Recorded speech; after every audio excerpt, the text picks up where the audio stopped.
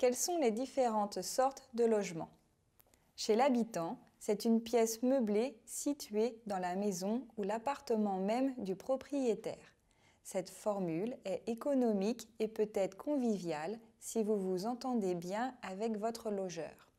Mais attention, il ne faut pas oublier que vous habitez chez votre logeur et il sera probablement impossible de recevoir des visites. Appartement. Il en existe de plusieurs sortes selon le nombre de pièces. T1, une pièce, une salle de bain. T2, un séjour, une chambre, une salle de bain. T3, deux chambres, etc. La surface d'habitation n'entre pas dans cette désignation et peut donc être très variable. Appartement meublé. C'est un logement loué avec un mobilier suffisant à la vie quotidienne courante.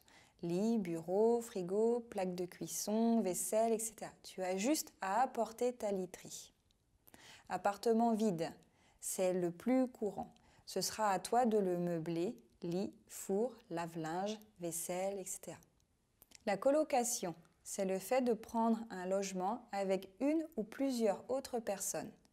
L'avantage est d'avoir un logement assez grand du fait du partage du prix du loyer et la possibilité de partager les tâches du quotidien.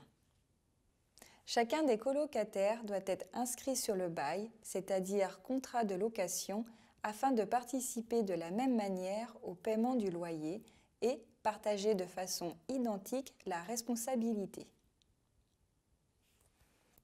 FJT, un foyer de jeunes travailleurs, est une résidence qui loue des chambres avec douche, lavabo et toilettes ou des studios avec kitchenette à de jeunes travailleurs ou en formation en alternance. Les FJT sont généralement dotés d'un restaurant et d'une laverie. Des animateurs organisent la vie au foyer et peuvent t'aider dans tes démarches administratives.